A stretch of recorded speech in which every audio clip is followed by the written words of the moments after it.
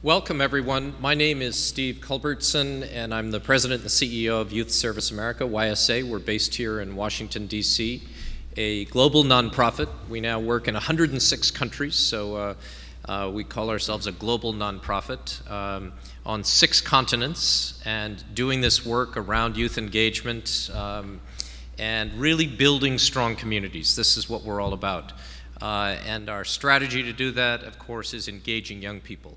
Engaging young people through who are diverse and who are engaged in large-scale programs around the world. We are absolutely thrilled to have you here at STEMfest 2012 to just tell you a little bit about a piece of our work, an important piece of our work, surely, but certainly just a piece of our work, of the many things that we're doing. This happens to be a U.S. program, and it's a program that's been funded by the United States government. So we have some government representatives here today that you will hear from. And this kind of investment won't surprise you, certainly if you've followed this administration and its commitment both to education reform and to STEM education in particular, and of course the President's goal of increasing college enrollment so that we once again lead the world in that effort. So we are absolutely delighted, as I said, to have you here today. I want to just say a special thanks to someone who isn't here today, and that is Ed Rust. Ed Rust is the chairman and CEO of State Farm, and Ed has just become the new chairman of the U.S. Chamber of Commerce. They rotate CEOs in and out of this position. Ed is just a terrific, terrific friend of YSA. They've been our major funder for more than a decade. And Ed is responsible for helping us in this absolutely fabulous space. And I love this room. I've been to many an event within this room. Heard President Obama speak here, heard President Bush speak here. I met Michelle Obama in this room. So this is just an amazing space in Washington. So we're very fortunate to be in this room and to be able to look around and just realize the magnificence of this space. So special thanks to the Chamber and their competitive workforce group, which is really helping support us in this effort today. So special thanks to them. And of course to Kathy Payne from State Farm, who is a board member of YSA and one of the great leaders in education reform in this country. I want to talk to you a little bit about the STEMfest first and just set the stage for it. And then I'm going to ask a representative from the Corporation for National and Community Service, John Kelly, who's here with us today, to talk a little bit about the context of why they did this program, why they gave YSA $1 million to do this program, and then I'm going to have you meet the teachers. You're going to hear from the teachers because they're really the stars of the show, as you can tell by the way we've set up the podium today. And they're from all over the United States. I guess, Jane, you came the farthest from Alaska. And we have 2 teachers who are right here in Washington, D.C., so thrilled to have a local presence as well. Then we're going to hear from the evaluator very quickly, Linda Fredericks, who's going to tell us a little bit about the external view of this. We had an external person come in and take a look at the work, and she's going to talk about what she found, some of the excitement about STEM education. And then our closing speaker is going to be Kumar Garg, who is from the White House Office of Science and Technology Policy, and we're thrilled to have Kumar with us today. So I also want to just introduce one of our board members who is also here, former Senator Harris Wofford, who serves on the YSA board, is in the front row. And Harris, always a pleasure to have you at a YSA event, and thanks for your support of our work. Today is really a great opportunity to hear about what is working in the classroom. You know, we hear about so often what isn't working, and it gets a little depressing after a while. And so what we're going to talk to you today about what is actually working really, really well, and the amazing impact that it can have not only in the classroom, but outside the classroom. You know, the fabulous part about service learning is that it builds a bridge between the classroom and the street, between the school and the community. Kids don't live in schools. They only spend 20% of their childhood in school. They live in communities. And so recognizing that and meeting young people where they are, and particularly students where they are, is I think one of the powerful learnings that we've had in this process, and what we've been trying to promote, I think, as an organization for the last 25 years. The purpose of today is really about honoring these people in front. It's about celebrating them. It's showing appreciation to an amazing group of teachers for their outstanding work and for their dedication to this STEMester program. These are just 13 teachers out of 92 who we've been working with over the last 3 years. So imagine, just do the exponential growth of these 13 and imagine 92 of them, because that's really what they're representing up on this stage. Over the last 3 years of this program, we have engaged 9,514 middle school students in this program. 9,514. As I said, we're through 92 teachers and in 54 schools. STEMester, and our real focus is, this grows out of our semester of service program, focuses on duration and intensity. And what we discovered is that a day is too short. You cannot transform a student in one day, that you need an experience, they need to go through an experience of intensity and duration. So the researchers telling us it's somewhere between 12 and 14 weeks, and we've built something, a framework for schools called Semester of Service, where we can take this as a template and literally any teacher from language arts to physics can use this model as a way of engaging young people, not only in the curriculum and meeting those standards that are so important, but also having these young people realize that they're having an authentic experience. And by the way, that's absolutely critical in the findings that we've had.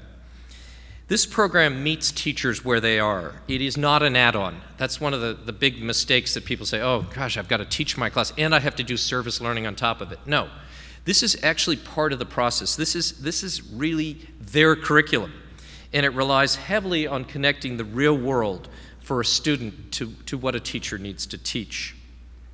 We have, as I said, 25 years of experience with the reality that when young people are asked to address real problems, they become powerfully engaged, and then we see the really powerful changes that take place. This really is, we think, a powerful magic bullet to turning around school engagement and a critical factor in student engagement. The teachers are also here for us to learn from them, and they've been actually spending all day here. I had them walking around DC giving them Steve's tour of Washington last night. And I think I got you home by 11 o'clock, and then you were up at the crack of dawn for meetings this morning. So you've been working hard, but we've also been learning from you. So they're really guiding our work as we move forward, and particularly as we incorporate 21st century skills, those workplace readiness skills. Here we are at the Chamber of Commerce, that corporations are so desperate for young people to come into with an understanding. These are really hard things for corporations to teach new employees. And so if they come engaged, if they come with these skills already, and by the way, you can't do effective service learning without these 21st century skills, then we discover that, in fact, we've been a great success. So one of the other points that I want to make here, and John may also reinforce that, is that we have been focusing on large groups of young people from disadvantaged communities. We took a look at the 19 states that had the highest propensity for kids dropping out. A kid drops out of school in America once every 26 seconds in this country. Over 1 million young people a year. And you can imagine, what their future looks like when they make that decision to drop out. Their self-esteem goes way up because they've finally made a decision that they think they've, finally in control of their own lives. But then they realize very soon after that they've made the biggest mistake of their life. So it's really kind of an amazing focus that we've been able to focus on these low-income and disadvantaged schools. So you're going to have teachers today from Illinois, from New York, from Washington State, from Colorado, Arizona, Alaska, and as I mentioned, Washington, D.C. The program itself addresses critical environmental and disaster preparation needs and connects them to STEM curriculum.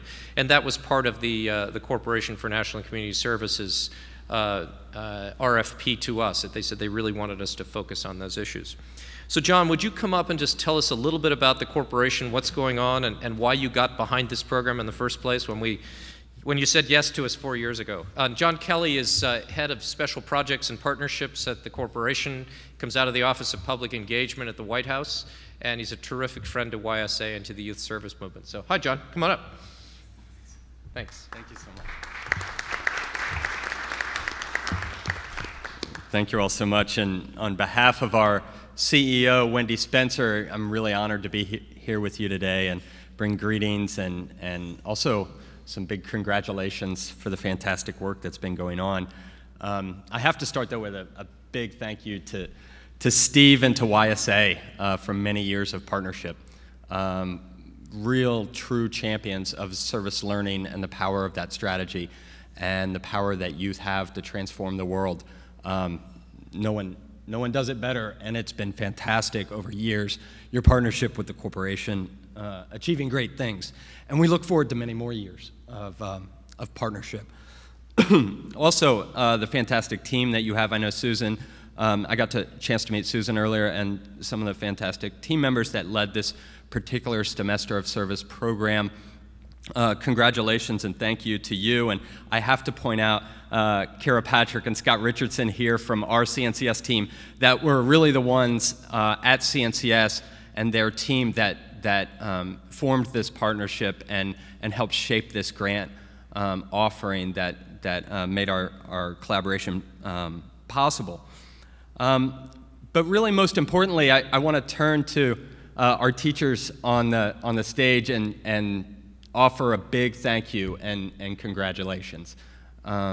You did it. You did what we are striving for. And in that, I mean, you really demonstrated the fact that service learning isn't just a strategy for civic engagement. And civic engagement is itself a wonderful thing. But really, through your work, you showed that service learning can be a strategy for real academic outcomes. And that's just incredibly powerful. And you did it in some of the toughest environments, as Steve was saying. So your students had higher engagement rates in school, showing that they cared and they wanted to learn. And that really translated to higher course performance rates. And we're going to be hearing more, as Steve said, from the evaluation and some of the findings in that. I've had a chance briefly to see some of the year 2 findings, and they're just amazing. So, and I hear year 3 is just amazing, or even better as well, and we look forward to hearing that work. So along with these academic outcomes, really for us at CNCS, there's also something that may be even more important that we know that you have done with these students, and that's opening their eyes and their imagination to what's possible in their lives. Through that work, we know that students who begin serving young in their life will serve for an entire lifetime and will get involved in their communities.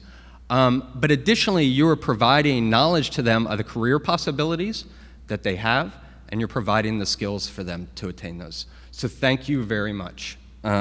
It's really powerful stuff. I want to just briefly touch on CNCS, and I intend to be brief and not take away time from the fantastic teachers. But I want to talk about service learning in CNCS in our portfolio.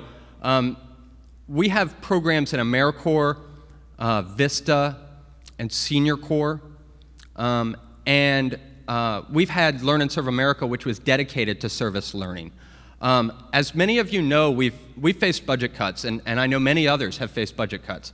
And so we're really challenged at this moment to think about how we are going to continue to support service learning and grow service learning as a strategy. So we come here today not only to say that we will continue and utilize each of our programs to expand support for service learning, but think creatively about ways to form new partnerships and drive more and more support for service learning. We're talking with the White House and having fantastic conversations, and have received a tremendous amount of support from our colleagues in the White House in this vein, who are introducing us to our colleagues in other federal agencies about forming new partnerships to put more AmeriCorps members dedicated to service learning out in the field, as well as bringing in the private sector. And I'll end with the role of the private sector and what critical partners they are. The private sector has unique knowledge of what skills are necessary to be successful in life. And so we really seek to develop these partnerships with the private sector, as well as their civic responsibility for where they operate all across the country. And so I'll end with a thank you to the Chamber for hosting us, and a big shout out and thank you to State Farm to ensuring that this fantastic program is going to continue next year. And again, I'll end with a final thank you to Steve and for a chance to be here. Thank you. Thank you so much. Appreciate it. Thank you, John. And we've got a lot of convening left to do and to try to figure out that strategy and where we go next. But we're really excited with Wendy Spencer and her leadership at the corporation and her strong commitment to the role of young people in solving the world's toughest problems. Now what you all came to hear are really from the teachers. And you're going to hear a bunch of stories. You're going to hear some amazing anecdotes. You're going to hear from how teachers looked at this program and how they ran with it. But I'm going to kick it off with a story because I think it's very telling. And it's a story that Susan told at dinner last night. I won't go into a lot of the detail. It happened at, I think, Jake's school in Fort Collins, Colorado. And there was a young man, and imagine him being at any school in America. And Susan had been told by one of the teachers at the school, it wasn't Jake, it was another teacher, that, hey, you know, this guy's he's one of our most active STEMester participants. He is so enthusiastic about this program. I want you to sit next to him. And so Susan sits next to him, and he starts telling her how much he hates school. And Susan's sitting there going, wow, you know, they sort of told me this was going to be one of the stars. And here he just couldn't tell her how often and how much he hated school. Oh, God, I hate school. And she said, whoa, whoa, whoa, whoa, whoa, what's the deal? I heard you were, you know, you were like the star. You're the guy who's the big participant in the STEMester of Service program. And he goes, that's not school. That's real. That's real. That, I think, is the difference here. What we've done is we didn't tell a kid, tell me if the train left Chicago at 4 p.m. and the train left New York at 6 p.m., you know, where did they meet and at what time? This was real. That's the difference here. So I'm going to run through a series of questions, and I'm going to ask some of the teachers to respond to these questions and have you hear from them on how they looked at this program and how they engaged these 9,000+ kids in these 19 toughest states in terms of dropouts. So I'll start with how it really affected teacher practice, because that's always the biggest challenge. You've got teachers who've always taught the same way. And we're coming in saying, this isn't an add-on, this is actually teaching a completely different way. So I'll throw this out. How did STEMester of Service impact your teacher practice? And when did STEMester of Service click for you? When did you kind of get it, where all of a sudden the light bulb went off? You know, and you kind of got it. Adrian, you're shaking your head. What? And why don't we very quickly, before you answer the question, I hope you don't mind, I'm going to let you speak first. So introduce yourselves and which school you're from. Okay. And what you do at the school. Okay. My name is Adrian Jones, and I actually work for an organization called Higher Achievement, and we based, our Ward 4 Center is based in the Brightwood Education campus, so that is where I was for my STEMester of Service, and I coordinate 7th and 8th grade programs for Higher Achievement. In Washington, D.C.? In Washington, D.C., yes, yep. Absolutely. This is my first time in the classroom, so I didn't necessarily have a teaching practice before I started STEMester, but it really helped me kind of develop the way that I like to run my classroom. And I really figured with my scholars that it was really okay to be hands-off. I didn't have to micromanage them in the classroom. You're going to do this, and we're going to do this, and we're going to do this. This was really student-led. It really gave them a great opportunity to own this project and to really be proud of it, because it was something they developed on their own. I was really just there to offer guidance and support to them, but this was totally their project, something that they took and ran with. And I think it really clicked for me that this was a good practice to use in my classroom when I would come to center on days and I wouldn't have to run my classroom. It would run itself. My students would come in and grab their computers and they would start doing their research, or they would start planning their project. I didn't have to give them any instruction. I didn't have to tell them what to do. But they took pride in this project and they took ownership of it. And because they took ownership of the project, I really didn't have a lot of work to do. My students kind of took it on themselves. Ted Miller, I see you just come in. There's a seat next to your friend Harris Wofford in the front, if you want to grab that. I'm Jake McCollum, teach 6th, 7th, and 8th grade English at Lincoln IB World School. And Scott from CNCS was coming up and introducing himself to us. He asked, well, how does service learning fit into the International Baccalaureate philosophy? And IB is incredibly rigorous and a wonderful philosophy to have. And when I joined with YSA in partnership, service learning really, and the semester of service really flipped my entire teaching practice around. It supports everything that IB stands for, but if I really were to break it down, I like to look at kids' socio-emotional health, of course their academic achievement, and then also a holistic side. And through our projects, one of the most impactful ones was the behavior. Like she said, it engaged the students and gave them ownership. We had a young man, Sebastian, who had 24 major infractions and was on expulsion and on his way out, a rough kid. And we were going to present in Minnesota on the semester of service, and I went to my counselor and I said, please pull the data for me on Sebastian. And she said, no, you don't want to use him as an example. He's the worst kid in our school. He's about to be expelled. And I said, well, that's why I want to use him. Could you give me the data? No, use this one. So eventually I convinced her and she pulled it. And when we were not doing the semester of service, that's when all the infractions happened. And I looked at the exact dates from when we started and from when we ended, and there wasn't one behavioral infraction by him in over 12 weeks. And the day that the project ended, the next day he was booted out of school for getting in a fight. Real quickly, I'll touch on academic because with No Child Left Behind and all this standardized testing focus, which I believe in making sure that our kids are achieving, and that's what we want with these 21st century learning skills.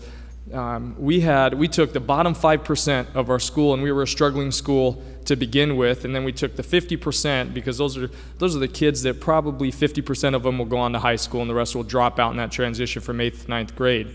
And not only did we made this course voluntary for 13 days, and we had an incredible gains. They gained more in 13 days in math and reading than they had the entire year. So academically, it also works.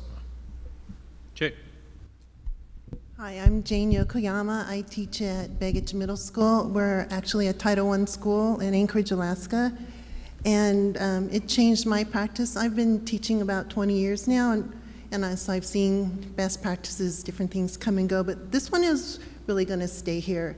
It taught me to be more process-oriented, and just like the STEMfest does, is a long-term project that's very important that gets to these kids. And just like Steve just said, you can't do effective service learning without teaching 21st century skills. And so really in this project, they learned all about critical thinking, collaboration, creativity, and communication.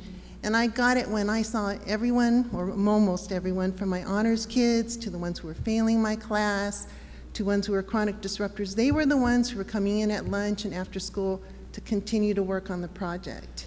And I saw people who normally wouldn't have the opportunity to become leaders just really step up and show that they knew. And they were really proud of what they did, just like Adrian said, because of the ownership.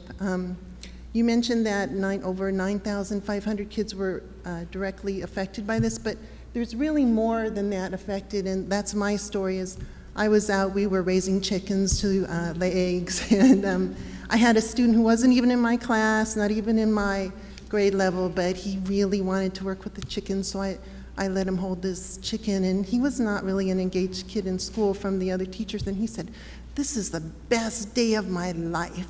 So when you hear kids say that, or teachers say what a great program it is, or you have kids from other classes coming in, you know you're on the right track. So that's my story.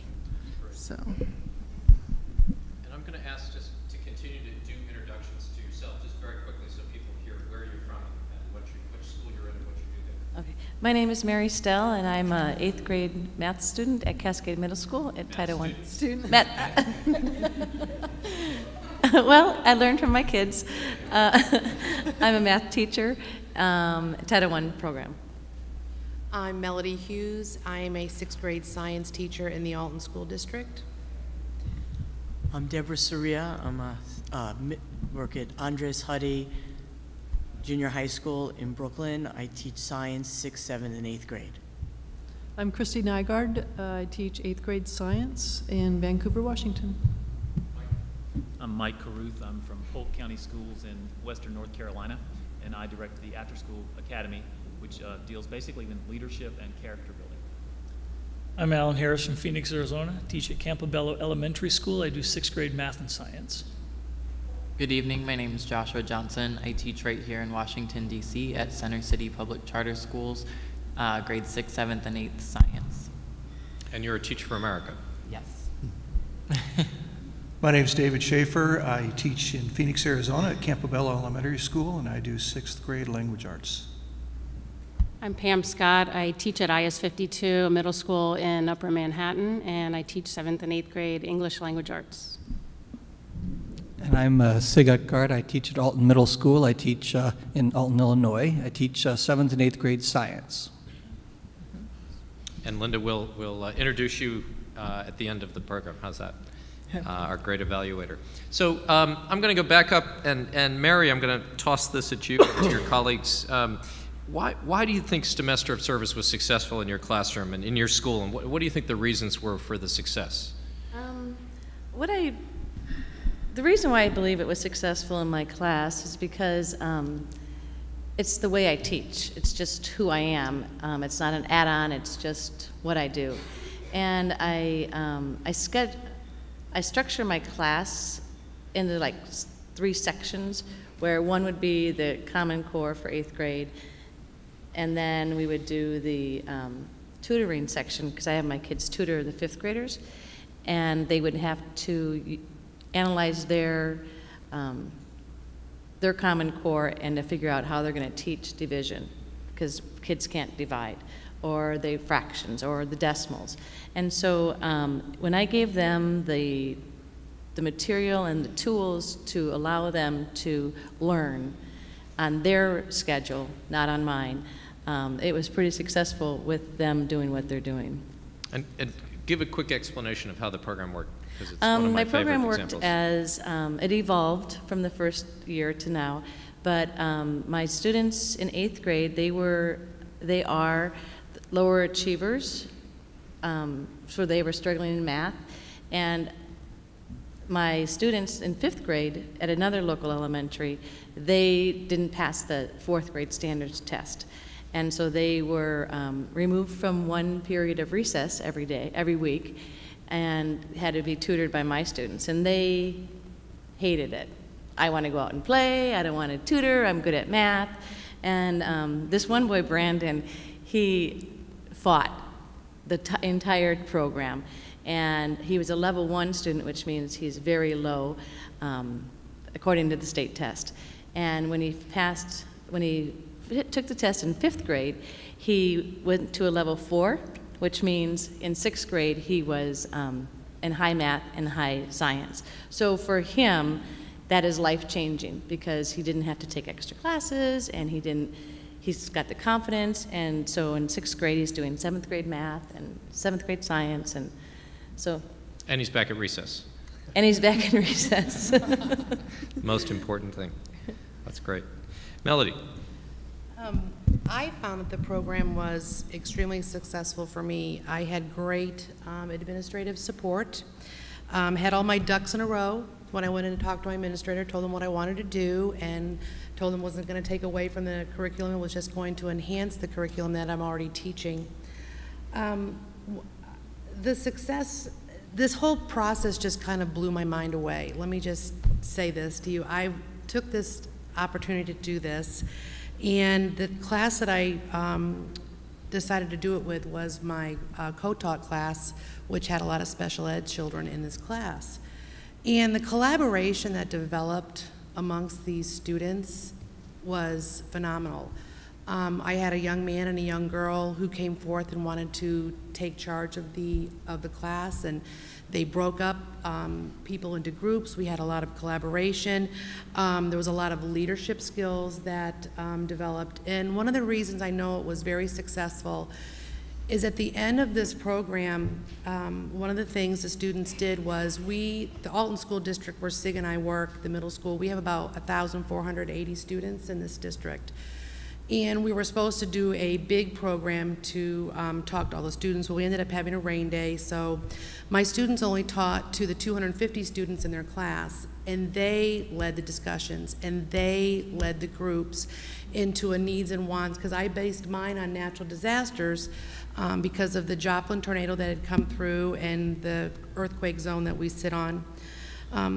But to see these students lead the discussion, and I just sat there and I almost started crying, because some of these kids, before I had not been engaged, didn't have the self-esteem to talk and lead others. And there they are, and I just sat back, and I can't wait to continue this year. Already thought of ways to change my practices for this year as a teacher. It has been the most fabulous experience for me. Jake, you're the language arts teacher, one of the few in the whole of the 92 teachers. You know, this was STEM. What the heck does this have to do with language arts? Well, traditionally, you know, you hear math and science teachers complain a little bit of all the reading and writing that has been forced into their curriculum, and this was neat because it provided an opportunity to really level the playing field for teachers and to bring science and math into the English classrooms. I feel like English is maybe one of the most flexible subjects to teach, and so I can drive my curriculum through service learning and through science and through math to support those as well. I might answer the question with the reason it was successful in our classrooms was because it didn't take place in our classrooms. I made a list here. The kids are performing energy audits in buildings, facilitating big oil executives and Sierra Club members at Colorado State University, biking to school, knee-deep in rivers testing water, running triathlons, 40 to 50 kids doing needs assessments on families of poverty, and going shopping at Walmart after hosting a fundraising dinner. And a lot of that it goes with over 20 community partners that jumped on and participated, and through those great partnerships and through getting the kids out of the classroom, they really buy into the real world aspect of why do I have to learn this. Right. Deb, I'm going to go down to you and talk to you a little bit about, you know, teaching is not an easy thing to do. And I think a lot of us think that teachers ought to all have their salaries doubled, and I'll go on record for that. But you know, if this STEMester program was so much work, why did you keep at it? What was the driver? It's fun. It really is. It's challenging. It challenges. I feel it challenges me as a teacher to learn more, and I'm learning as much as the students as we go on. And by learning, it's making me more effective teacher. So we're on this journey together, almost. And it's also, part of the question was what made it, what did you have to do? And the big part is you have to establish some trust between you and the students. You're taking them on a journey that it's out of their comfort zone. We're taking them out of the building. We're taking them to the beach. We're taking them outside. They have to dig in the garden. They have to do water testing, and they're not used to any of this. So part of it is that they have to trust us enough to follow us. I may not understand what we're doing, but I trust you, we're gonna go with you. And the other part is that as a teacher, we need to trust the students, that we have to know when to back off. I'll give you a task, and even if I know that they're doing it wrong or not quite the way I think, I have to give them the opportunity to realize that themselves. And I also have to be flexible enough that if they're taking the project in a way that I didn't envision, I have to let them go with it, because that's important for them. And like I said, I can't stress enough that I feel that I learned as much as the students doing the project, and I can't wait just to go back and continue it, because I keep getting more ideas, and talking with everyone here, it's, oh, I'll try that, or that's great, email me with that website. So it's a collaboration almost between the students and the teachers. Christy, hard work? Yeah. Why do you keep at it? Yeah, you know, listening to everybody at the table so far, talking about, you know, Deb says it's fun and all their programs, how successful they are. And from the exterior, they make it look easy.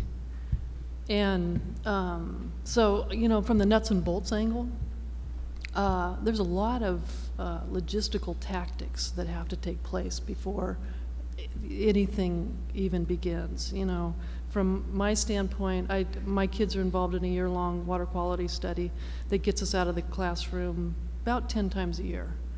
And you heard somebody say, we get them out, I think it was Jake, we get them out of the school. Well, that's not easy. You know, also, you know, to get the funding. So I spend a lot of my time personally, and I know a lot of us in this room do, writing grants in the summertime and the spring and to secure some funding. We can't do what we do without some of that. You know, we rely heavily on community partnerships, so there's a lot of communication, coordination of schedules. Personally, I have to deal with district issues, permission slips, transportation requests, medical report requests. You know, we are in a high free and reduced lunch population, so, you know, we have to provide meals, so, you know, coordinating with the lunchroom, coordinating with the attendance office, because the kids are going to be out of the building, coordinating with other teachers, because kids are going to be out of the building. I mean, it just goes on and on and on. So every event that we take the kids someplace, this occurs behind the scenes. You know, and the kids see it just magically happening. You know, well, here comes the bus. You know, and, you know, meanwhile, we're in the background like, you know, so it's kind of like planning a wedding every month. And then we do it again the next month. You know, and so we've talked about it, and it requires, in order for this to be successful, we're a little crazy. And it requires a personality that will take a risk and is willing to kind of take a leap of faith that it's just all going to work out. Why do I keep coming back every month to plan a new wedding? You know, I wish I had the interviews with my kids, or the kids would be here talking to you instead of me. I can only give you quotes that, that those kids have told me. One of them is, the only reason I come to school is for your class. Some kids, you know, kids think school is boring. They really do. I hate school. School is boring. It doesn't connect with anything in their life. So what do? They create their own drama within the school. And, you know, bullying issues and cliques and all these things occur because they're bored stiff with what they're doing in the classroom. I had some kids one day, we were out at the creek sampling, and they just kind of stared at each other, and they're like, this is really weird. I wouldn't normally hang out with you. You know, and here they are collaborating on this huge project. That happened to me at my 5th-year college reunion. So, like, who were you in college? How are you so different today? Yeah, so anyway, successful, you know, to be successful, it takes a lot of work to make it work well, and it takes a little bit of insanity, possibly, to keep coming back. Mike, how insane does it get for you in this, and why do you keep doing it? I would say it's like a wedding, but more like a shotgun wedding sometimes. That was a good comparison. It is like a wedding. Planning, pulling all the permission forms together, and all the things that it takes to do something worthwhile. And the reason it's worthwhile is because her kids' quotes are almost exactly the same quotes that I get from my kids. Best day ever. I wouldn't hang out with you otherwise. I've heard both of those. And to see these kids, you know, and occasionally you're dodging a flaming, you know, marshmallow in the process. So it's not always that safe. But it's worth it. They don't want me to tell you that part. But it takes a little risk to bring an environment and a kid together sometimes. And a lot of the environments that we provided for these kids have brought out the best in them. And they see success where they've never seen it before, in school. And that is, it moves me. And that's all I have to say. That's great. Alan, I'm going to turn to you to kind of switch gears a little bit here. And I mentioned Ed Rust at the beginning, the new chairman of this amazing Chamber of Commerce, runs one of the great companies in America. 1 out of every 4 cars that drives by is insured by State Farm. They have this massive commitment to high school graduation rates and improving, the educational outcomes of kids. Where do you see this program leading in that direction towards, we've decided that high school's too late in many cases to try to impact kids. They begin to think about dropping out in middle school, which is why this program is focused on middle school kids. Talk to me a little bit about this whole idea of preparing students for high school and for college and even for future careers. Well, typically when we think of schools, most of us are still in the mindset where you've got rows of students taking packets, handing them back, finish the packet, turn it in at the end of class. With STEMester of Service, kids get the opportunity to work together. They get to do so collaboratively, share their ideas, and find out that every one of them has something valuable to add, which is huge. Let me tell you about Joseph. Joseph was a student we had just this past year. Didn't have friends. Knowing some of his home situation, there were different points in the semester that he was homeless. They would stay with different families within the neighborhood. And when we started this STEMester of Service the very first day we were having the kids pair up, get to know the person next to you, and nobody paired up with Joseph. And when we called another student over to come on over, why don't you work with Joseph? That student actually rolled his eyes and, no, and how does Joseph feel? Pretty down on himself. Fast forward to when the students are planning their celebration dedication. They're selecting students to speak at this, and the students like Joseph. Just what a huge way they've really come to understand that different though he is, needing a shower more often than maybe he was a valuable member of the team, and he had some valuable things to contribute in our celebration. Also, they get to work together as teams, understanding that they each have a job to do. So many times, especially in our 6th grade level, you've got 1 or 2 students who think they need to do everything, and other kids get pushed to the back. Well, in this particular situation, there was no way for that person to be in control. Everybody had a job to do, and everybody else had to learn to trust everybody else to do their job. And what a huge lesson. Just be responsible for your part. You trust everybody else, the job will get done. And then when it did get done and successfully, what a huge lesson to walk away with. The other skill that we really wanted to emphasize as far as job readiness was using technology. Much of the work they did was on the internet, researching the different aspects of our project. We used a lot of Google Docs, where the students are in the same document and working collaboratively on that document simultaneously. And they get to see what everybody else is doing as they're, oh yeah, that's a great idea, I need to do this. And they're working collaboratively, whether it's locally at the school or with the availability of the Google Docs from any computer, they were able to work on it at home. Call each other up, yeah, I want to get on, you go, okay, let's get to work. And they're working collaboratively on a school project on their own time, of their own volition. It's interesting. I know a few people in the corporate world that might have used Google Docs once or twice, so I see what you mean by the preparation. That's great. Josh, you're the closest in age to the students. Josh is 24. We asked him last night. He's just a couple years out of St. Lawrence University and Teach for America, and deeply involved in this movement, and just done a terrific job. You obviously have friends who probably still haven't figured out their careers, but where do you see this program helping prepare young people to go into high school and to go on to college and to go on into the workforce? I think this program enabled students to learn experientially. Like Alan was saying, it's not just handing a worksheet back to your kids, saying, here, do this, when you're done, get another one. I think this program enabled my kids to learn so many things, and so many things for the first time. Kids came up to me, and parts of the project, they said, I've never done that before. I've never cooked on my own. I've never grown something. I've never planted seeds. I've never created a budget and then had to adhere to that budget when buying supplies. I've never used a power tool before, and we created a garden in the back of our school where kids had all of those experiences, many times for the first time.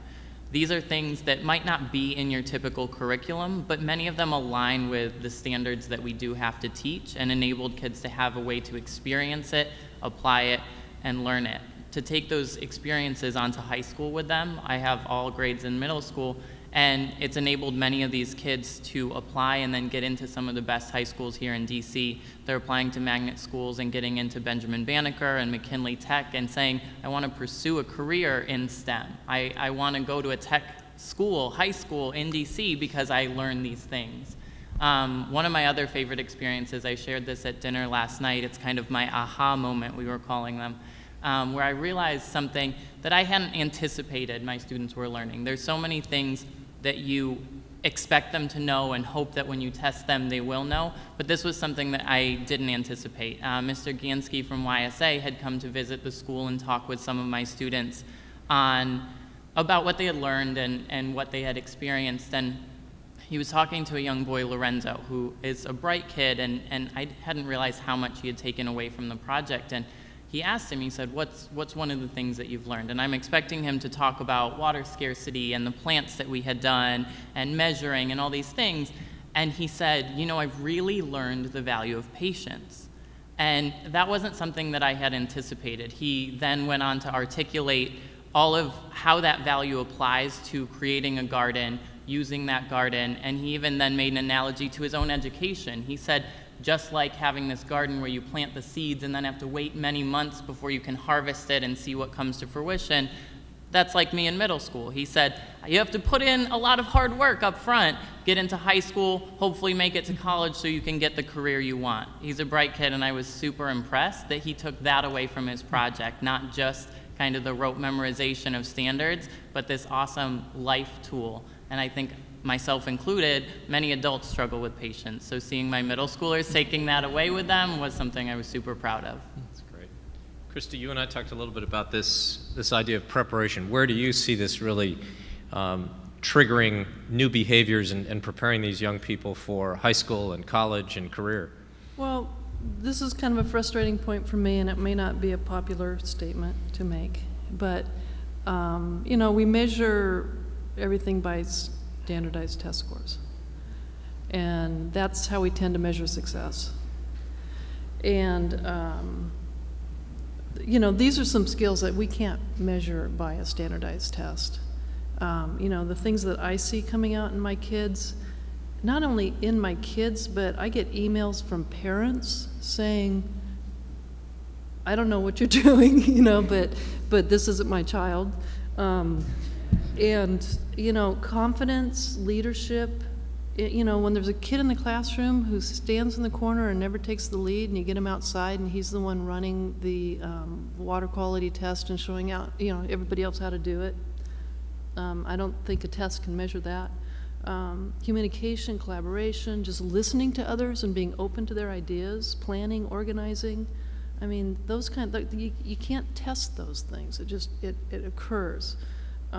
We have a high school that all of our kids attend, and they currently have a dropout rate of about 33%. You know, pretty significant. And so I know for a fact that a lot of my kids, you know, they came in saying, you know, I used to hate science, and you know, I have a kid who now she's up until this year all Fs. All, you know, up through 8th grade, she never got a grade above an F. She got all A's this year. She's applying to the new STEM school and wants to be a biomedical engineer.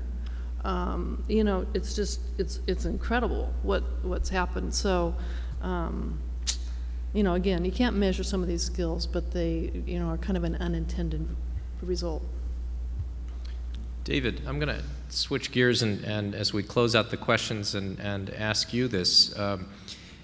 We've always said that at YSA it can't just be about student achievement, because if the kids think it's just a tricky way for them to get an A, then you know that's just a tricky way for them to get an A. But if there's actually something authentic, something really happening there, you know, where the community is changing, where they feel like they've got some connection to the real world, this isn't school, this is real, as that young man said. Talk a little bit about that community impact piece.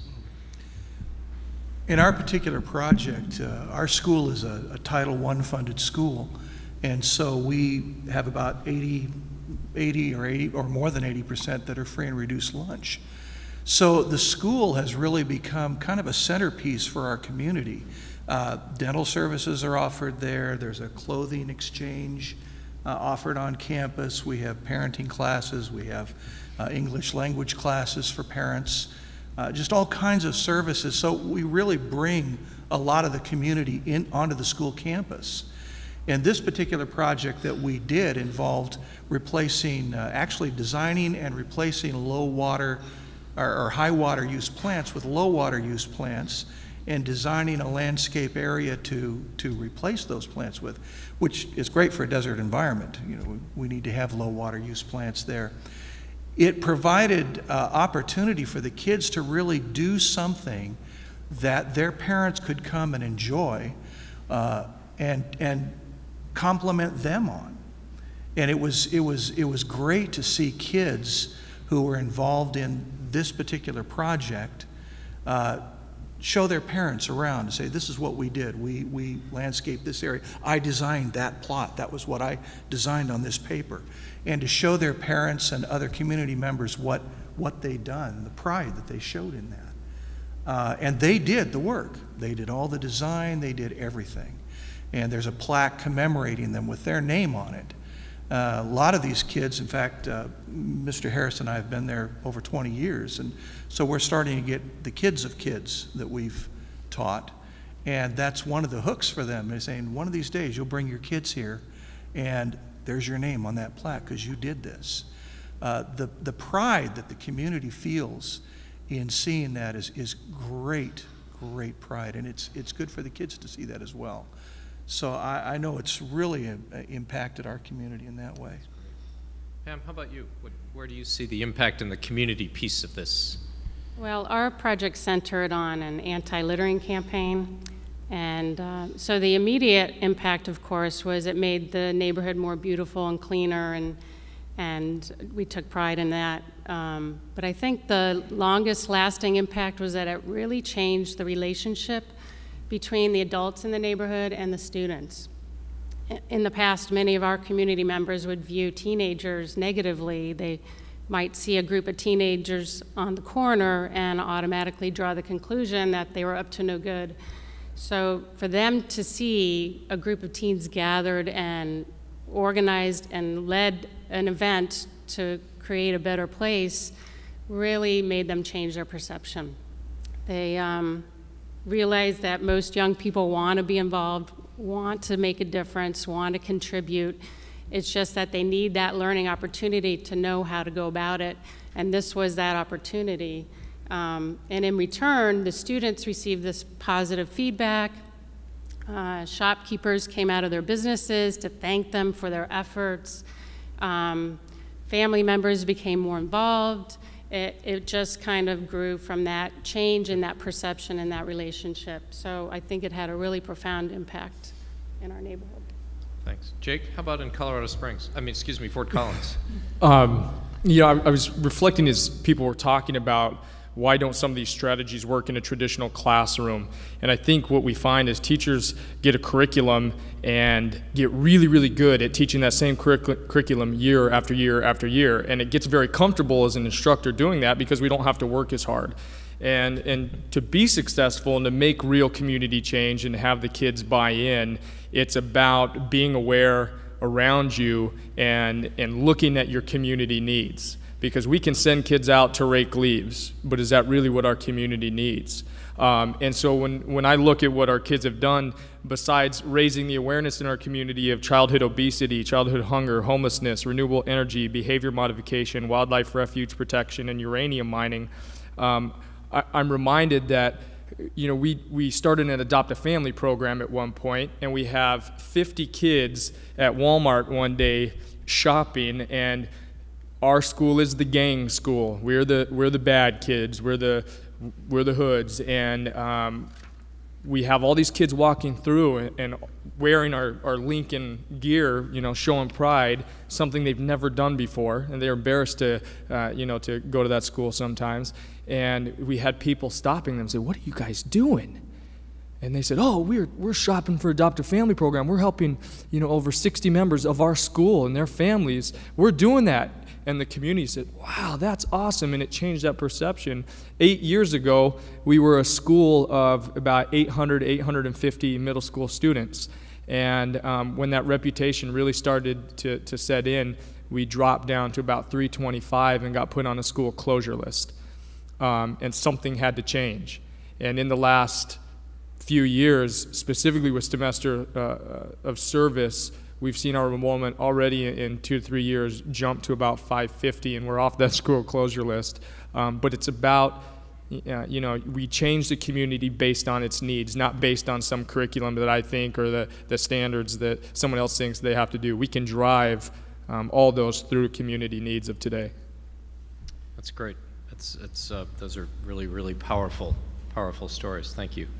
I went to a presentation recently with some great colleagues, organizations that you know well in the room. I'm not going to name names. And they talked about high school dropout prevention and tremendous results. And they had the charts up there. And at the end of it, one of my colleague CEOs said, this is amazing what we've been able to do. The problem is it's not sustainable. We cannot afford to solve this problem using this methodology because it costs too much.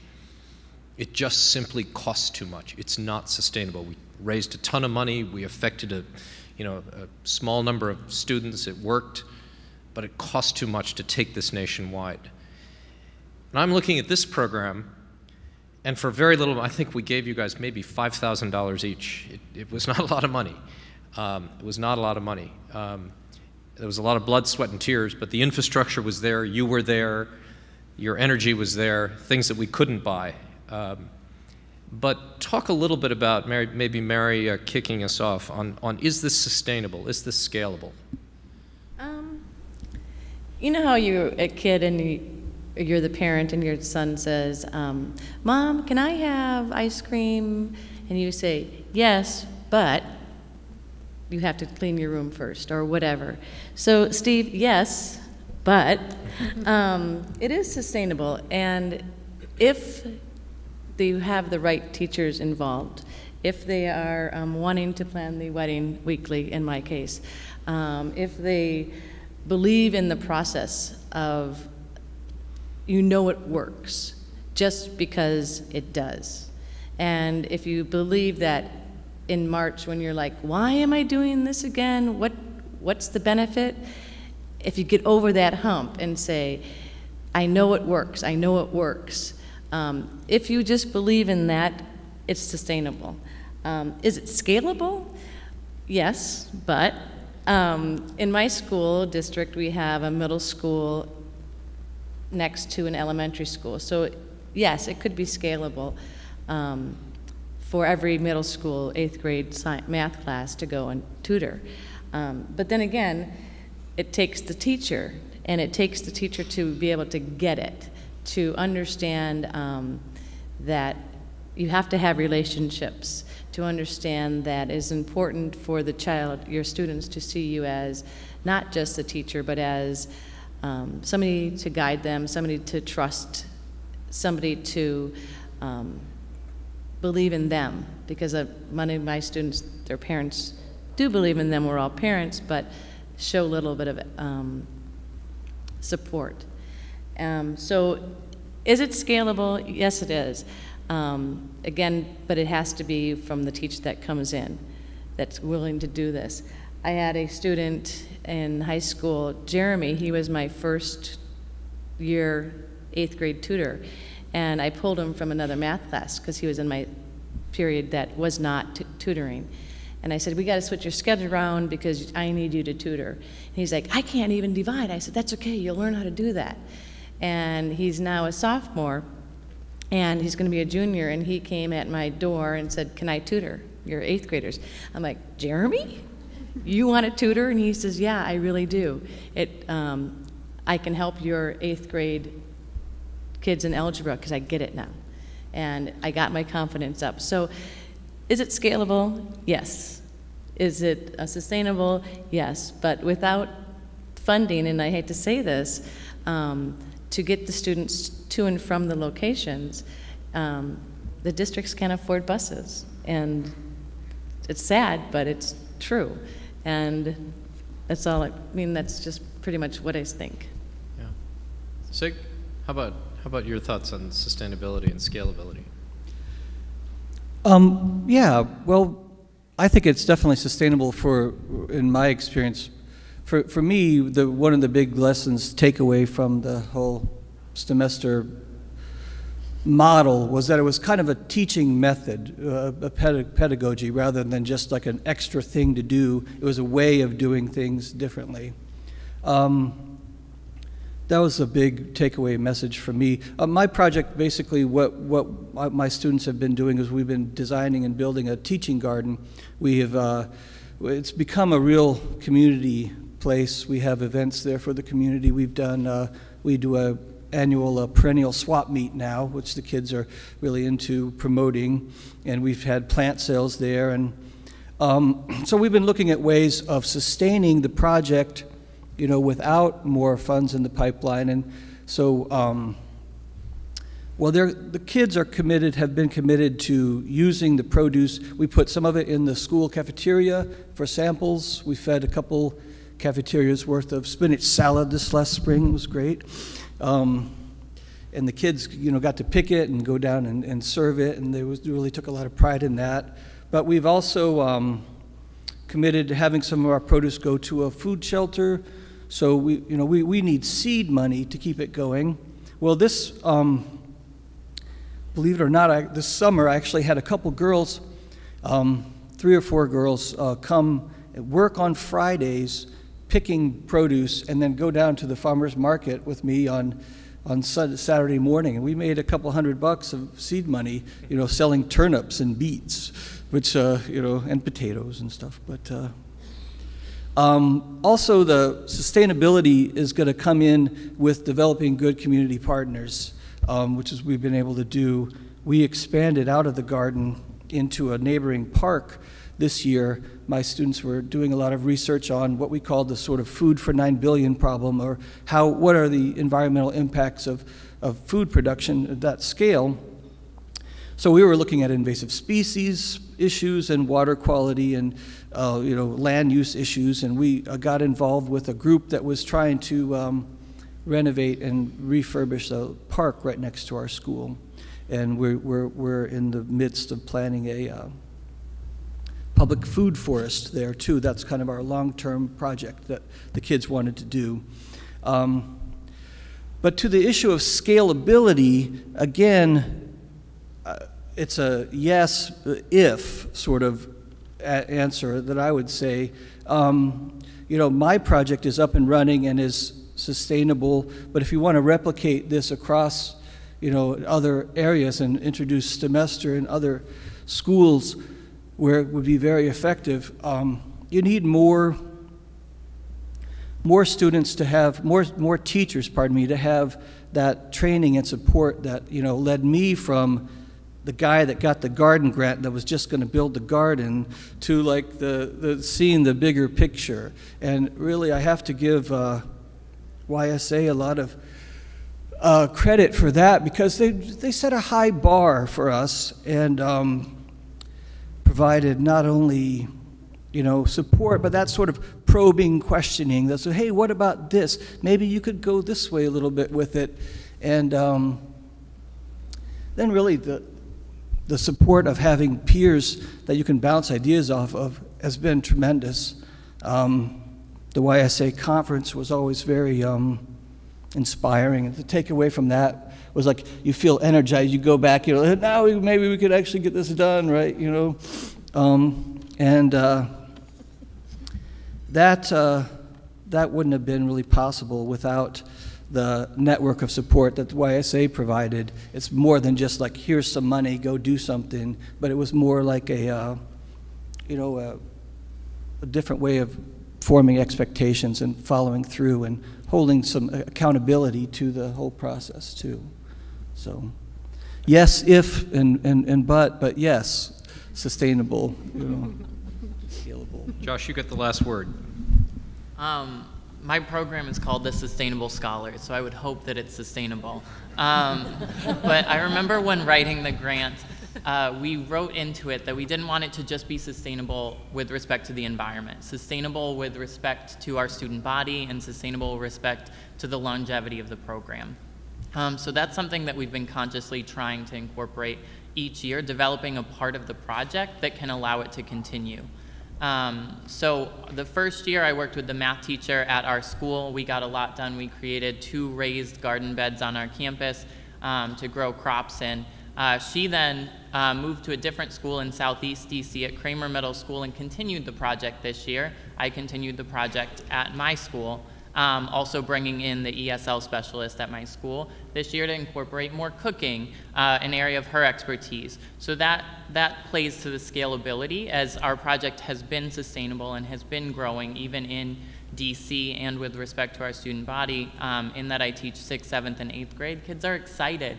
4th graders are like, only 2 more years until I get to do the garden project in middle school. They're excited to take part in it. So I think it's definitely sustainable, as one of our goals was. Also, the upfront money that we received in the grant purchased a lot of things that don't go bad after a year. The power tools, they still work after a year. Our gardens are still standing. So it is sustainable because a lot of that money purchased things that work for many, many years and can continue this program going, hopefully even long after I'm gone from the school. I think a lot of other teachers are even encouraging their classrooms to use it. We have a component or a part of the garden that's now geared towards 2nd graders. The 2nd graders are now using this part. The 4th graders use that section, and it's becoming a real outdoor classroom for our entire pre-K through 8th grade school to use. In terms of scalability, I also work at a network of charter schools, so there's 6 located throughout the District of Columbia, and it's allowed me to work with other science teachers from the other campuses and encourage them to develop similar things at their campus, or share parts of my curriculum or experiences with their campuses as well, enabling it to scale outward in 5 different campuses, the 6th in Southeast with the math teacher, Ms. Chung. So yes, I agree with my colleagues. It is scalable, it is sustainable, but it requires a lot of work, hard work by the students and the teachers, and that upfront push and support from YSA. Thanks, Josh. Linda, why does this phenomenon of linking service and learning together work? You've been following these teachers, peeking over their shoulders for the last 3 years, scribbling notes, doing the kinds of evaluations. Really glad you're here today to share your thoughts. Okay, thank you. Well, I'd like to just give you a little overview of our evaluation in answer to your question, Steve. Let's see. So, can we begin our slideshow, Helene? All right. So let's go to the next one, and let me show you what we did in our evaluation. We actually began our evaluation in spring of 2010, but I'm not including those results in here because the first semester we did it was just 1 semester, and we had no comparison students. It was just the semester students, and we had good results, but I said to them, be prepared, because when we start to bring in comparison students, it may look a little different. So what I'm showing you, what I'll be showing you, is the results of the evaluation from 2010, 2011, and then from this year, 2011 and 2012. So last year there were 25 middle school sites involved. This year, 28 sites. And we got evaluation results from almost all of those sites, from 50 of the 53 total. And Steve had already explained to you that the schools were located throughout the country. And about half of the sites were participants for multiple years. And so for both years, we had matched pre-post surveys from about 2,000 STEMfest students and about 831 comparison students. So as evaluators, we feel pretty comfortable with that because we had about 2 service learning surveys for every comparison survey. And on the student survey, these are what we measured. We measured academic engagement, and that was the sense that of students feeling that their schoolwork is really meaningful, that it's important, that there's a good reason. They feel confident that there's a good reason that they're in school. They're really benefiting from their education. And academic competence. And what that means is students feeling that if they're trying, they can really succeed in school. That there's a correlation between their effort and what they see in terms of their grades and what they get out of their schooling. And academic aspirations. That means that they see themselves, and of course we're all dealing with middle school students here, but those middle school students are seeing that they're going to graduate from high school, or that they're going to go on to college. They're going to graduate from college. That's what the academic aspirations are. And then we also measured 21st century skills, or you can also call those workforce readiness that Steve was talking about before. That's the ability to work as part of a team. That's the ability to be a leader. That's the ability to really listen to what other people are saying in a respectful way. That's the ability to take on responsibilities within a team. And then we had civic dispositions, which means the feeling that they can serve in their community, that they can truly be of service, that they can make a difference in their community. And finally, we measured STEM. This, of course, was a STEM program. So we wanted to know two things. We wanted to know about STEM classes. We wanted to know, were they interested in taking higher level classes in math and science?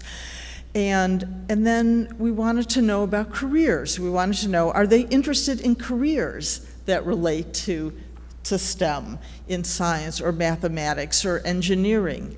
And I'm sure that all the teachers will tell you, all these math and science teachers will tell you that a lot of their students, probably before they were involved in service learning, it never would have occurred to them to pursue a career in this area. So that is something that we looked at in the evaluation. And finally, we looked at indicators of service learning quality. These are indicators that have been shown by years of research in the service learning field to be correlated with impacts, with service learning impacts. So what we found is that, first thing, that both years, the STEMester students, one thing we asked them was what areas did you acquire the most skills in through your service learning? And what we found, I'm going to show you first the impacts from 2010, 2011. And this is what we found, that students rated science, both years. They talked about science being the biggest area that they gained skills in. And I was telling the grantees this morning, you know, when you ask teachers about the quality or about the impacts of their service learning, I find you have to take it with a little grain of salt.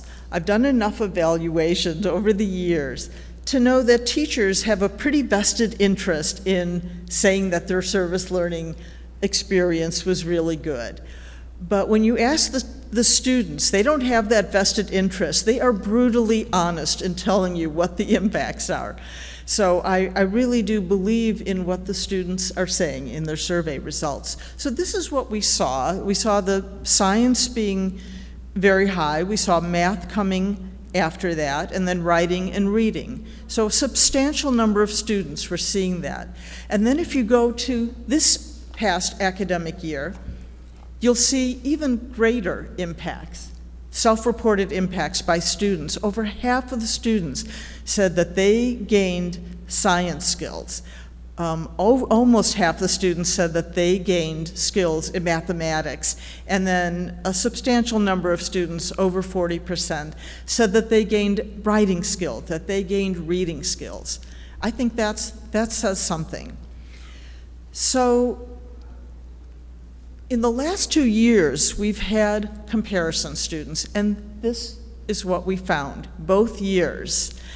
And this was, yes, so we found that the STEMester service learning students, They had statistically significant and large gains in terms of almost all the measures that we looked at. They had gains in academic engagement, in academic competence, in workforce readiness, or what we call the first year 21st century skills, and the STEM measures. Then did the comparison students.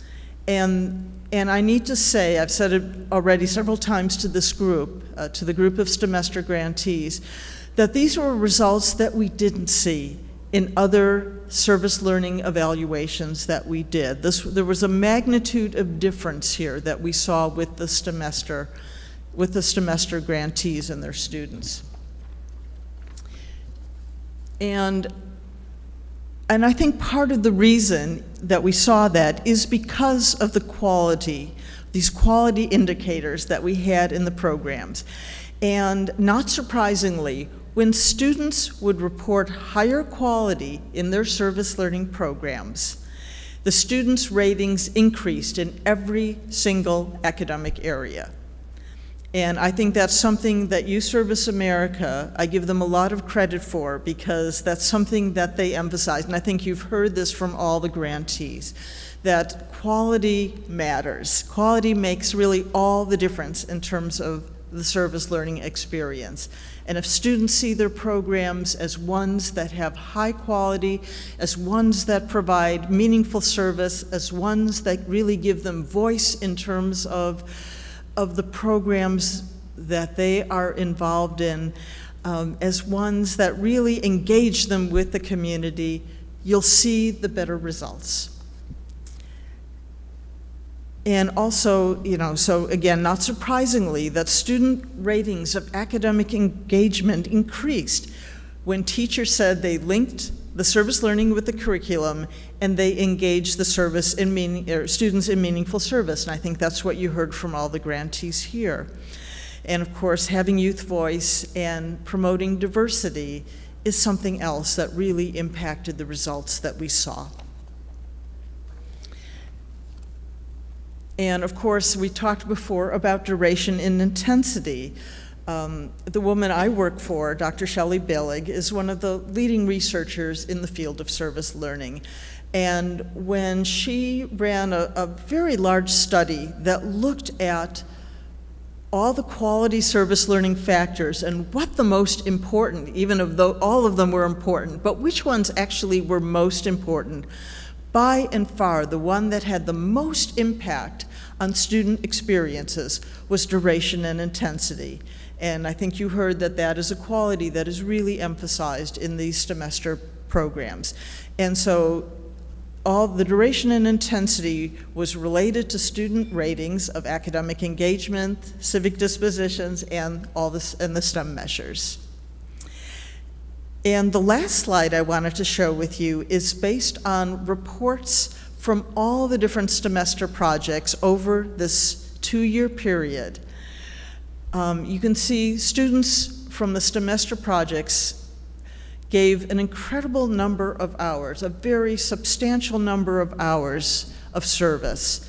And some of you are familiar with the independent sector. It's an organization that gives an estimate of the value, the monetary value of time. And what they estimate volunteer time to be worth is almost $22 an hour, $21.79 an hour. So you can see by this measure from the independent sector, the STEMester students over the last 2 years have donated more than $3.5 million worth of their time to their communities. So I think that is just a very impressive quantification. So really, to go back to Steve's original question, the link between service and learning, I think you can see that in the results, that this project has results. This project has results that many other projects don't have, because service is so closely integrated with learning. And the two really reinforce each other. And one without the other really doesn't produce strong impacts, but this program has done both of them and integrated both of them in a very strong fashion. Thanks, Linda. That's a pretty good return, John, on $1 million grant, $3.7 million back. So tell your boss that one. Thank you. Thank you to all the teachers. Now I'm going to ask people from the audience, do you have questions that you would like to ask of the teachers or of some of the program team about what you've heard? And before we hear from Kumar to close this out. So, anybody have any questions? Yes, John. Just maybe by hand raising, how many of you at some point or another participated in a national service program, either AmeriCorps or Vista, and or are current? I noticed several of you. That's fantastic to see. I think Martin Heinrich is our first member of Congress to be an AmeriCorps alum, so we're now, they're old enough to be running for Congress and being elected. Martin Heinrich is running for Senate, I think, from New Mexico even this year, so he's got some time under his belt. Amy Cohen? Amy's the former head of Learn and Serve America, now runs all the service programs at George Washington University, so delighted she's here. I'm delighted to be here, and thank you all for all the hard work that you do and the wonderful work that you do. I wonder to what extent service learning and service are a part of the schools that you're in. I know some of you mentioned it, but I was wondering if others wanted to talk about whether you're doing this on your own or as part of a pair. I see there's a couple pairs here, or if you're able to, if there's a larger group of teachers and students doing service in your school. I can start if that's okay. We come from the same school, but we have two different programs.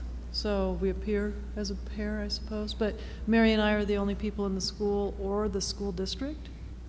And we are one of the largest school districts in the state. Fourth largest school district in the state. So we are kind of out there on our own.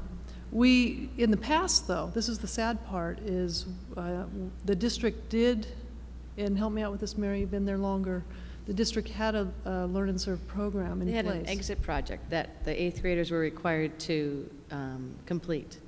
And Christy was on my team at the time, and every school did their own deal, but when I was trained, I had to go to a food bank, and I was really scared going in because it was scary. And I'm thinking to myself, if I'm this scared as an adult, my students have to be petrified. And if they're only going to go one day, what's the point? So I made a commitment to this program when Christy came on that we're going to go at least 8 times so they can form relationships and get it.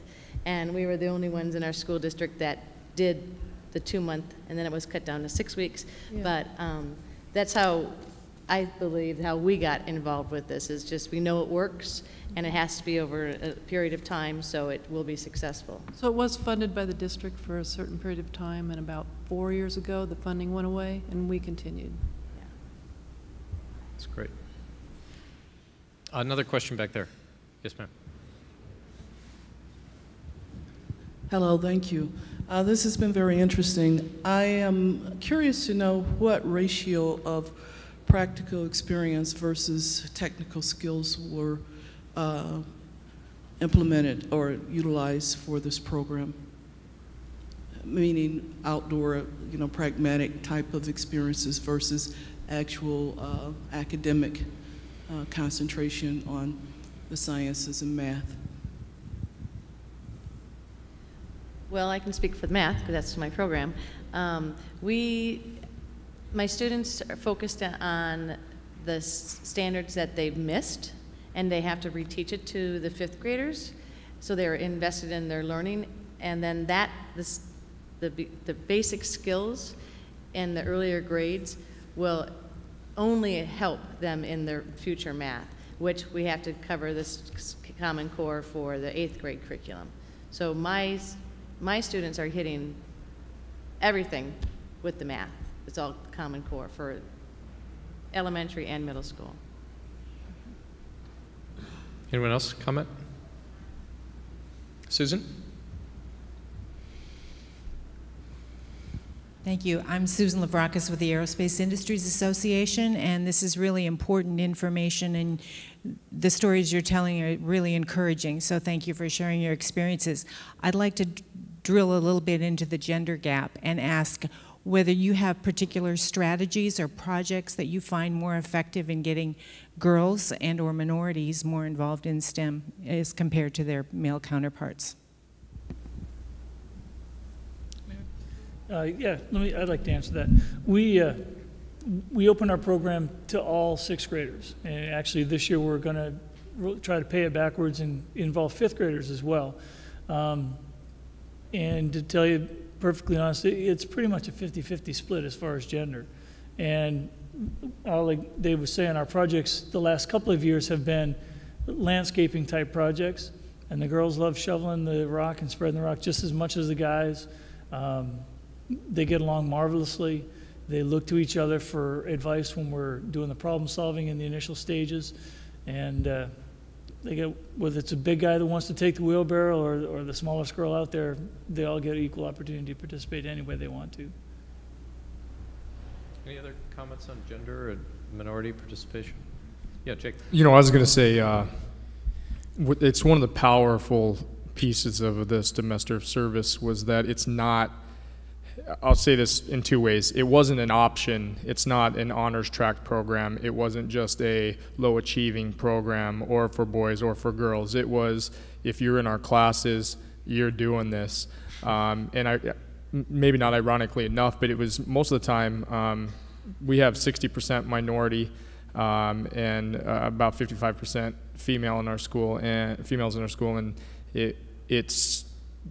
it didn't matter because the expectation was the same for all students, and there was a diverse enough process from investigations and planning and acting it out, then reflecting and celebrating and demonstrating everything, that it really allowed not only minority and gender gaps, but all kinds of learning styles and other diversity to be met as well, and allowed kids, every kid to rise to the occasion at some point.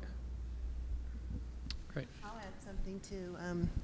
Anchorage is the second most diverse city in the country, and when I did my project, there wasn't a gender gap, there wasn't any difference in terms of ethnic participation in the project, and I wish I had all the slides I could show because they were responsible working in groups and having a display to teach other students, and there were so many different groups represented mixing up together. It was really a pleasure to see everyone really working well together, and you really couldn't see that there was any difference at all. I also want to say something else with the community, the service learning as well, because we have some service, I don't even want to call it service learning, because there's a difference between community service and service learning, because we have food drives, we have penny drives, we have all of that, you know, collecting the recycling, but it's not sustained service learning, and there's a big difference between what students get from that and what they get from service learning, because those kids don't talk about the project the way, I hate to brag, but like our kids do. They don't come in afterwards or stay after school, because they're really taking ownership and they're really learning, as opposed to, okay, you know, let's go to this room and collect bottles for this period and that's it. I mean, if you combine it like some of these programs where you really learn something in the process, it makes it a much deeper and enriching learning experience. So we have to recognize that too. So I just wanted to bring that up. So. The teachers are going to be around to ask questions afterwards, and I'm conscious of time, so I just want to make sure that we close out the formal part and hear from Kumar. The Obama administration, this is from the White House website, it recognizes that STEM education must be a national priority if we are to continue to succeed in an increasingly global economy. America needs effective and accomplished STEM educators to engage and inspire our youth in the classroom. At the same time, our teachers must provide students with opportunities for critical thinking and deep learning. We're delighted that Kumar Garg is here to close us out this evening. He's a senior advisor to the Deputy Director of the White House Office of Science and Technology Policy, focusing on education and broader innovation policy. In particular, Kumar leads President Obama's Educate to Innovate campaign to improve science, technology, engineering, and math education. As part of Educate to Innovate, which has already secured over $700 million in private sector commitments, Mr. Garg works with a broad range of industry, foundations, philanthropists, states, nonprofits, professional societies, and federal agencies to build on the President's call to action. Kumar Garg, thank you for joining us.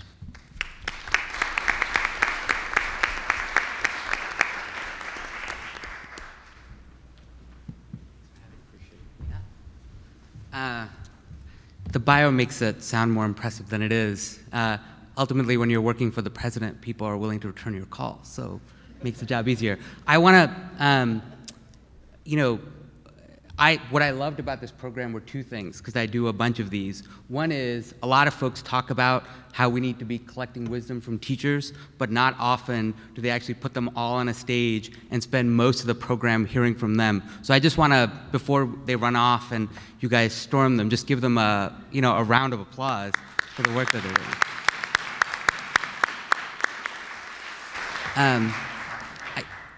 One of the things that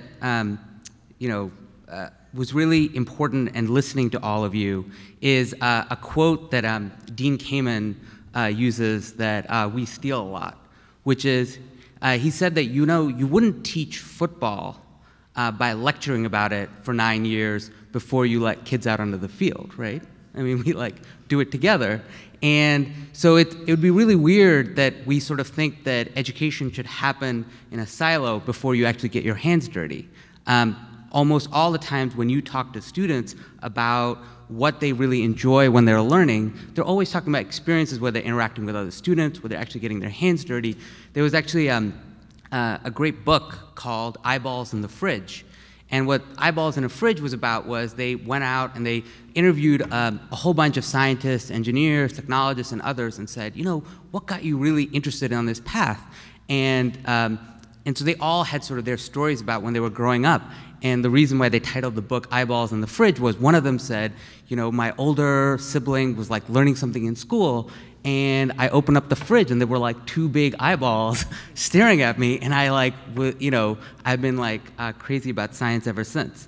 So, and then if you talk to any, sort of scientists today, they'll say, oh, what got me really excited about this was that, I kind of blew up half of my living room playing with some chemistry set. And they were like, I've been hooked since. And, we don't let kids blow themselves up with chemistry sets anymore. So we have to think of new and exciting ways to get them hooked. And so, what's been really exciting for us working in the administration has been that, the president is a father of 2 daughters. Just yesterday, the president was meeting with 100 winners of the presidential award winners in early career scientists. So these are folks who are sort of early in their career, but already have made some advances. And the president was like, Malia and Sasha are really struggling with math, and you guys want to come over and help. He's a dad who's thinking about the fact that his kids are really interested in stuff. He wants them to excel. We did the White House Science Fair earlier this year, and the president gets to one of the exhibits, and he's like, I didn't, Secret Service allowed this. We actually dropped, did the egg drop from the balcony of the White House. And so everyone's like, oh my God, because he's like, yeah, we were trying out all these different things. And part of it is that, he thinks about how to get his own daughters interested. But part of it is the president's always sort of focused on, one of his earliest speeches in the administration was he went to the national academies and gave a speech about putting science at the forefront of administration. So he was the first president since JFK to do it. And what was really interesting for us, with the Science and Tech Office, the land of the geeks, was that, the president spent half of that speech talking about STEM education. Because, he said, hey, if we're going to put science at the forefront of administration, we're going to have to think about, all the things we're going to do to win the energy economy, talk about healthcare, talk about the industries of the future. But we can't do any of that unless we are investing in our skills economy. The president's had a group of advisors called the President's Advisors in Science and Technology. They've had 2 reports on STEM education. And what they show is in the next decade, unless we do something about it, we're going to have 1 million students shortage. We're going to have 1 million jobs that require S&T skills that we're not filling right now. And that's a pipeline problem that we have to solve at every different part. But one of the things you find out is inspiring kids and making this stuff relevant at all different parts is hugely relevant. So, you know, I applaud the work that's happening here. I applaud what Youth Service America is doing, because part of, you know, we were talking about sustainability. You know, I always think, you know, when you take a overview view of programs is, first we have to try experiments. So we have to say, hey, we think something is really important, we should try it, and create some proof points. And then we have to think about who do we challenge to grow the model. And so in that way, this setting is especially useful because we've got the chamber here. And you're totally right that, you know, companies more and more feel the need to invest in this area. But, you know, we shouldn't just put it on teachers and say, go find a partner. You know, a lot of times I talk to teachers and they say, you know, people say, go partner with local companies. And they were like, well, who do I call? Right? Which is like a really good question. Do I just like open up their website and call their 1-800 number? Do I like walk down there and like knock on their door and say I want to partner? So folks who are working on building those connections can be really useful. The second part is, well, what does that look like? You know, because a lot of times, you know, if you talk to a scientist or engineers, they'll say, oh, I'll come for an hour and I'll talk about what I do. And sometimes third graders don't really want a PowerPoint, right? So actually thinking about what kinds of engagement work is immensely useful. So I think those things are powerful. And then, you know, I think then challenging companies to do more of this work can be a big deal. One of the things that we and have done at the administration is really, you know, one of our earliest meetings was with the corporate community, and they said, you know, we feel like we've been at this for some time, and we feel like we're fighting this forest fire with 1,000 eyedroppers. You know, there's a lot going on. And so one of the initiatives that we helped launch was an effort called Change the Equation, which brings together over 100 companies, and they've been trying to drive effective corporate philanthropy in this area. But one of their ideas was, you know, when we've got success stories, how do we take this company to company so that you guys don't have to do all the work?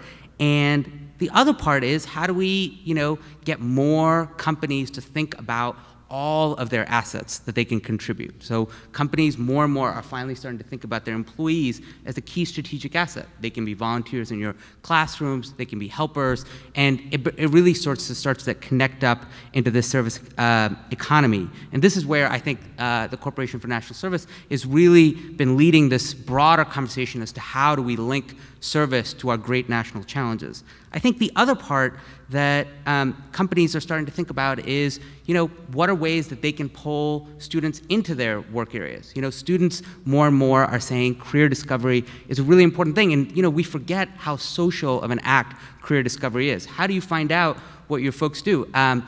You know, there's a phenomenon called the CSI effect. Do folks know about this? So the CSI effect is the fact that more students than you would expect are going into criminal forensics. Well, do people want to guess why? It's like there's like a show where, you know, like really cool characters become criminal forensics. You know, they learn forensics and they go into criminal sciences. But the point just being there's like, you know, if you make more careers more visible to kids, more of them want to do it. And this is something that requires real hard work. I want to end with how important the president, you know, thinks the role that you guys ultimately are playing. You know, in a lot of times, you know, when we talk about the research behind deeper learning, inquiry-based learning, you know, none of this happens by itself. It is the teacher, it is the after-school provider, it's the parent that helps guide a student through this process. Because, you know, when it's one of those things where when they talk about folks who are like, hey, you know, I'm not good at science, how do I help somebody through this, is that they call it hugging the textbook, you know? So it's like, hey, I'm not gonna take any questions, I'm just gonna talk about the material that's in my book. Well, that's like really dangerous in a discipline where it's all about, well, you know, this is what we know right now, but like there are new discoveries happening all the time. I still have the experience, I remember in 8th grade, where my teacher said, you know, Mercury is the hottest planet. And I was like, you know, I think it's Venus is the hottest planet because, you know, it has atmosphere and all this stuff. And we had like a really good back and forth about it. But imagine if she'd said, well, you know, that's what the book says. So, you know, good luck to you. You know, and so two things that I want to sort of put out there that we've done. One is, even in this really tough economy, we know that we have to recruit far more scientists to be teaching, teachers to be teaching in this area. So the president has really put out a call to action over the next decade to recruit 100,000 math and science educators, because if you look at the retirement rates, we need to pull lots of folks who are interested in math and science, and that's been something the president's really highlighted. The other part has been, what are all the ways that we support you and support you in the classroom? And so just 2 weeks ago, the president announced his support for something called the STEM Master Teacher Corps. And this was a proposal which was, there are lots of areas of expertise. You guys are working in your communities, and you guys can be a real resource to new educators as they're entering the profession, to be resources for your overall school district as new projects are getting developed. And how do we both give you the additional resource to do that, the additional time to do it, and to really elevate the profession? This is something the president really talks about, which is, teaching as a profession and building the career ladders to really allow you to give back. And then, this is a huge part of the retention question, which is we have great educators that we need to keep in the profession. So we launched the president's proposal. It starts with some funding this year and then a big proposal to Congress. It's something that we want to really work with teachers in getting over the line, and it sort of corresponds to everything we want to do to get the business community, others connected. But I want to again sort of thank you all for all the work that you're doing, and it's great. I love that there was actually an evaluation piece attached to the presentation where you guys gave feedback. I mean, I think one of the things that really jumped out to me is students, Gates has also found this, which is interviewing students about what pieces work frequently leads you to the right answer, which is how do we make the intervention deeper and longer. So I look forward to all the ideas that come out of this session about how we can grow this and bring this to more communities, and who can we challenge. One question I always put out to folks, which always prompts good responses, if you were President Obama and you could challenge anyone to do anything, who would you challenge and what would you ask for? Because, we can call them. Thanks.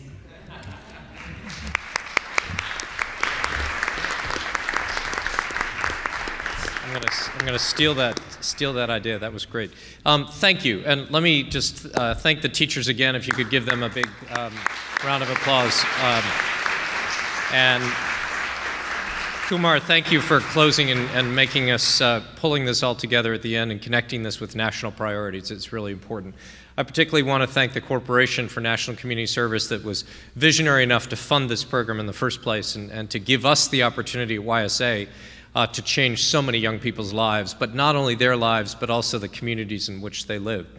I also would be remiss if I didn't thank Sylvia Golenbeck, who wrote the original proposal at the corporation, for the corporation, and submitted that, and obviously it was a well received, and thank you, Sylvia, for your vision on that.